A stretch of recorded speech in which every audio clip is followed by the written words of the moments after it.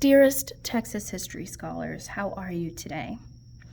Today we are reading about why we study history, and in the days to come we will be writing our own essay about why we study history. So we are going to annotate this article, which means that we are going to highlight and make notes. I want you to especially keep an eye out for something called a topic sentence, which is the main purpose of each paragraph. This comes from Daytona Beach News Journal, and it is a community voice from Jason Caros. If we don't know our history, we're history. So we want to highlight the title, of course. Survey after survey, national test after national test indicate a striking ignorance of history by our younger generations. This is the topic sentence right here. This is due in part to a trend in education during the 20th century that has disparaged and demised the importance of academic knowledge in favor of process-oriented learning. Additionally, the nationwide assessment of certain skills and subjects in schools, such as reading, writing, math, and lately science, have further relegated the other core subject area of social studies to a secondary status, especially in the elementary grades. Social studies in Florida include civics, economics, and the mother subject, history. Every American should be concerned about the lack of history knowledge, as history is one of the main agents that binds our nation together and teaches us essential life lessons. Do you agree or disagree with that? I'm just going to put a little question mark here. Maybe you agree, maybe you disagree. What is history? Too many people think of history as merely a story, and it is often taught and received as a boring one at that. But history is so much more than a story and should be appreciated and learned by everyone. That's our topic sentence, okay? So I'm just going to put TS where our topic sentences are. That means that that's a major point in that paragraph. This is an interesting, that's not where I was. But history is so much more than a story and should be appreciated and learned by everyone. The French natural law professor I don't know how to say that, Gilson, said the following about the subject. History is the only lab we have in which we test the consequences of thought. Wait, lab? That kind of sounds like he's about to talk about science. This is an interesting way to speak about history, isn't it? Oh, here's a topic sentence. TS. A couple of words from that quote really stand out and appear more likely to be used in another setting, science. That's the topic sentence right there. For instance, Gilson said history is a laboratory. Laboratories are places where experiments are held and where people with white lab coats and safety goggles work. Right? In science laboratories, items are tested, but in the history lab, the focus of the test is ideas or thoughts.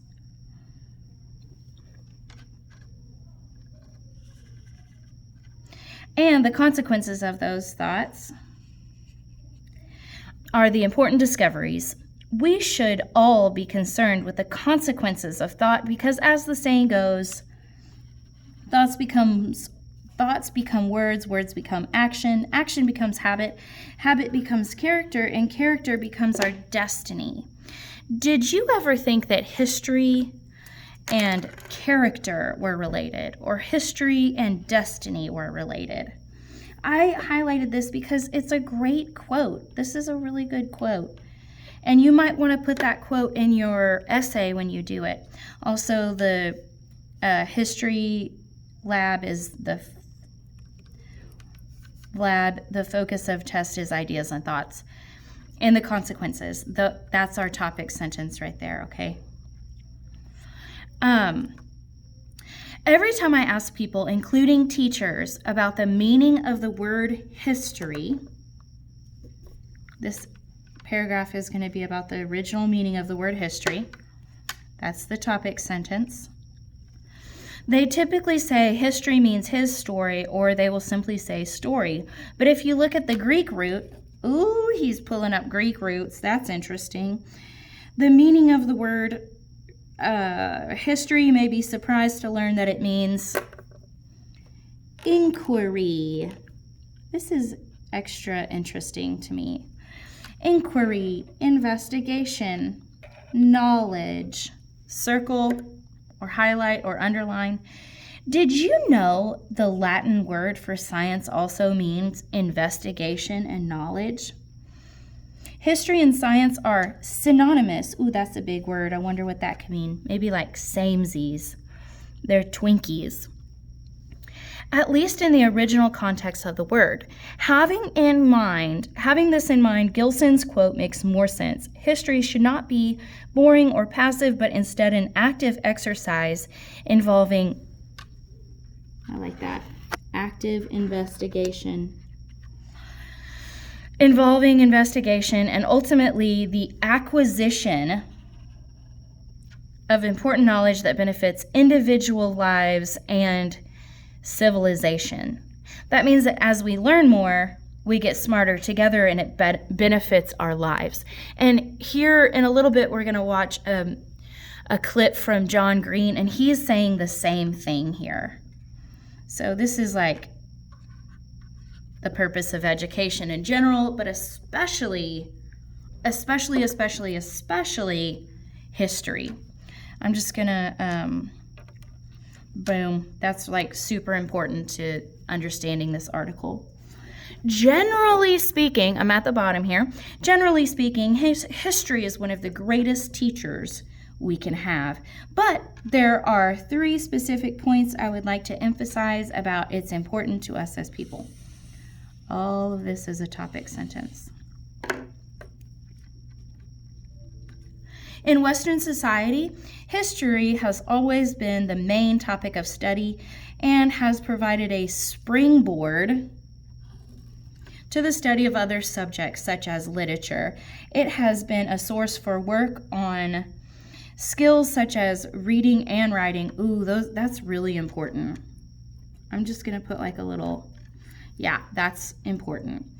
In terms of successful literacy development, history provides students with a wealth of conceptual knowledge, which means concepts, like ideas, knowledge, that enables them to become good readers. So we're enabling learners to become good readers, and this is because reading is essential to overall academic success. History instruction should be at the top of educational priorities. So what this is saying here is that there's going to be 3 main points, 3 specific points, and here's the first one. First, that history has always been a main topic of study and provides a springboard of other subjects.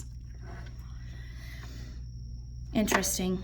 Do you think that history should be at the top of educational priorities? Do you agree or disagree? Out of everything that we learn, is history an essential part of that? And you might not like school at all, but is history more important than other subjects? And is it the foundation of other subjects? You are free to disagree with this, but I hope that you write about it in your paper. All right, now I'm turning sides. Reading requires knowledge. Woo! Lost my key. Hold on. Can you see that okay? Yes, you can. Reading requires knowledge of words and the world, to borrow a phrase from educational researcher E.D. Hurst. And there is no subject that does a better job of providing this knowledge than history. All of this is the topic sentence. In our nation, we have major problems with literacy at the middle and high school levels. Literacy means the ability to read. That's a big word right there. And this is due in large to students' lack of knowledge, not the lack of reading skills. We do a very good job of teaching students how to learn to read in the early grades, but we fall short in providing them with important academic knowledge that enables them to read later on. I agree with that, and I've seen it firsthand. It's very sad. In order to read, to learn, you have to have a rich vocabulary, which is why we're like highlighting all these big words like literacy and stuff. For example, reading experts estimate that in order to understand what you're reading, you need to know approximately 90% of the words and concepts in the passage, so you can figure out the other 10%. That's interesting. That you don't know. Subjects such as history help provide students with the vocabulary and contextual knowledge, again, that's ideas, that they need to become advanced readers. So history is important for advanced readers. A second benefit, that's number 2. Number 2, or you could write second benefit of studying history lies in the connection of history and good character. The Roman historian Tacitus wrote, "The task of a historian is to hold out for condemnation every evil word and deed, and to hold out for praise every good and noble word and deed." This is a quote, so I'm going to highlight it. It's an interesting concept. Examples of strong character may or may not exist in a child's immediate environment or even in the memory of a parent, but they do live on in the annals of history as suggested by Tacitus. So what we're looking at here is strong character. That's what he's saying number 2 is. History and good character. In the history of our nation, we see examples of virtue. Okay, I want you to stop right there.